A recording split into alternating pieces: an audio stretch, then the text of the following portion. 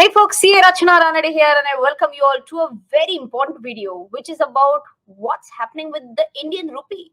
If you have seen, or if you are very regularly, meticulously following the blogs on our website, every single day we are putting some stock analysis and stock market news. If you're not still following that, please do that. We just try to ensure that it's barely a 3 minutes read, but you get very updated with the latest news. So we also talk about one stock, but the news which I wanted to highlight today is this one. The rupee hit a record low of 77.56 against the dollar on Monday as foreign investors continue to pull money out from the Indian assets as the dollar strengthened after the US Federal Reserve raised interest rates. If you have read this news, I thought that I should be doing a small explainer. So ideally, this should be a less than 10-minute video, but this will give you a good enough idea on what's happening with USD INR. Okay, so I'll just quickly pull up this chart for you. This is USD INR, and if you see here, yesterday, that is on 9th of May, INR hit a record low, all-time low of 77.35 rupees. Now, why is this happening? Are there any specific reasons behind this? Yes, there could be multiple reasons. I would want to highlight top 3 reasons in today's video. I'm sure everyone of you might be aware of the fact that right now what the investors, typically FIIs, what they are doing, they are trying to pull out the money from Indian stock markets and they are wanting to invest that in comparatively safer havens in US markets. Now, which safer havens are we talking about? Government bonds. You might have seen this in my previous videos on my channel, wherein I said that government bonds, the yield on that is terrifically rising right now. And in the last few months, I should say, the bond yield has gone up like anything. So if I were to even quickly show up the chart of how the bond yields have done, this is the US government bond 10-year yield data, right? And here, if you see, this is the low point comparatively somewhere around December. Here you can see, and since that day, see, just it has been continuously rising, and it had made an all-time high on 6th of May, and this was 3.13%. This is maddening for a big developed country like USA. So you can imagine that if US investors are going to get an assured 3.13% return, that too on a US government bond, why wouldn't they want their money to be placed at a safer haven, right? So what these foreign institutional investors, or what would these investors do? They would sell shares from our Indian markets and then take that money back to the US market. So in simple words, please understand, what will they do? They'll sell the stocks, wherein money will be received in which currency? In INR, correct? Now INR they'll convert into USD. So basically for that, what will they do? They will sell INR and they'll buy USD. And that is where a selling pressure comes up on our Indian rupee, which forces our Indian rupee to go lower and lower, right? So I believe that this is primarily the reason number one why Indian rupee is not doing well. It is mainly because of the investors fleeing away from our market, selling in huge quantities, in turn selling the Indian rupee and buying US dollars, right? One more news that I came across on this website. By the way, this is almost 1 month old, but still I feel this is pretty much relevant, as because see, whatever run up that I've been showing, this is from December. This run up has been seen from December, right? And that is why I believe that this news is even relevant today. This news mentions India's trade deficit widens by 87.5% to record $192 billion. Now, for those who don't know what is India's trade deficit, deficit means basically what? Imports minus exports. Okay, so if imports are higher than exports, then we always have a deficit, and if exports are higher than imports, we have a surplus, right? So in this case, unfortunately, India is always in a deficit. In simple words, we import more than we export. But read through some very dangerous figures. It says India's total exports stood at 419 billions, but its imports came in at 610.22 billion in FY 2022. And from here, if you read that India's trade deficit rose by 87.5% to a record 192 billion in financial year 21-22, right? So it went up to 192 billion rupees, and from what? From 102 billion rupees in previous financial year. So please understand, our deficit means what? Our exports are lesser as compared to the imports. That will be the amount of deficit. In simple words, assume that my imports are of 10 rupees and exports are only of 8 rupees. My deficit is 2 rupees. Simple. How much is India's deficit? It was 102 billion rupees in the previous year, and this year it has gone to 192 billion rupees. And that is the reason why we are saying that India's trade deficit has risen by 87.5%.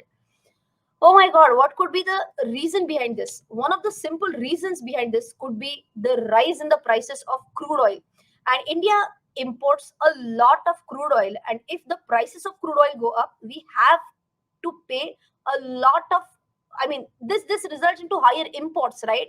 So what is required to be done? Let's understand. If I'm importing a lot, I have to typically, generally, I have paying US dollars. Okay.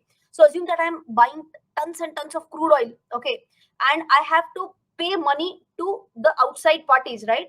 In that case, what happens? I'll have to sell INR, I'll have to buy USD, and I'll have to make a payment in USD. The more and more INR I'm selling, again, I'm going into more and more on pressurizing the Indian rupee, and that is again one more reason why there is a fall in Indian rupee and strengthening of the dollar. Well, in such cases, I then feel that if we are in talks, wherein we are in talks with Russia, that if we do a payment in rubles, then at least USD INR will not be at that bad problem. And also, it is, I just read in the news that there is a great chance that we might receive crude oil at a comparatively lower price from Russia. Okay, we're not going into politics; we are sticking strictly to finance. But that is it about overall second reason why I believe that Indian rupee is doing bad right now. Let's move on to the third one. The third one is again pretty scary. I'm sure everyone know that any country takes debt. Okay, everyone might have heard about Sri Lankan debt, Pakistan debt. What about India? Has India also taken debt? Yes, of course. But we also have very strong forex reserves. So now what is happening? Let's understand. India's enormous foreign exchange reserves face its biggest test in the next 12 months, is what this article says. And it says that it has a record $256 billion of overseas debt coming up for the repayment. Okay. Now, what does this say? We have reserves. What is the amount of reserves that India has?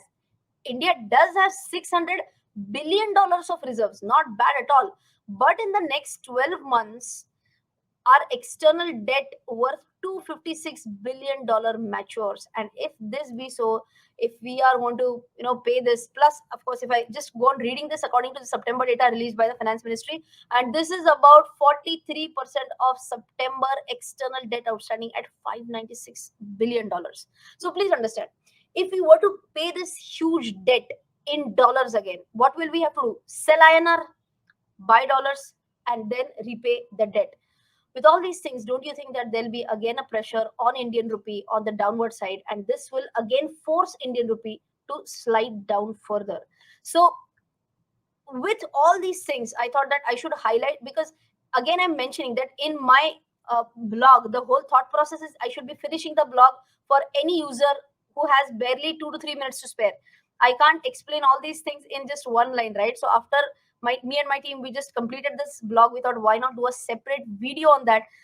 And I think these days we are getting to understand the importance of all these macroeconomic factors which does impact our stock market. And that is the reason why I've come up with this separate course on economics for finance, so that you understand a lot of terms, something like what is GDP, IIP, PMI, inflation, CRR, repo, reverse, so many points, and all of these, how they impact the stock market in absolute simple terms. So if you wish to invest in knowledge, if you are really interested in economics, then you should surely consider enrolling for this course. Plus, one more quick shout out, because we are going to do technical analysis in the next 1 minute. I would want to tell you that we are doing a technical analysis 2.0 session live in Pune. It's going to be a face-to-face batch. So those who want to come and learn with me in the classroom in Pune, dates are 14th to 16th May, and it will be an in-class session, as I mentioned. So you can surely go and check out this course as well, right? So on to our final point of technical analysis, let me just pull up the weekly chart for you. So if I were to check the weekly chart, please understand where is the immediate resistance. I understand that rupee is at an all-time high, but does it mean that it's just going to go higher and higher? So if you see here, the immediate resistance is at 78.6. Okay. So 78.6 is the R2 level. Typically, if you just go and analyze the past, that's your homework. Go and analyze the past. You will see that almost 8 out of 10 cases, R2 is the highest level till which any stock or any currency goes. Of course, 2 on 10 cases, it might go higher also, right? But I believe that whatever pattern is being formed right now, based on that, I believe that this R2 will surely act as a strong resistance in the coming few weeks or months, right? This is as per the pivot points. But then, if I were to even use a normal trend line to understand this, see, this was a top, a second top, and if I were to just extend this line, and even if I say that this might be something like a triple top formation, then still this one comes at around, so this is, let me just go closer to the tops, of course, right? So if I pull this up, this is coming to somewhere around 79.5. Okay.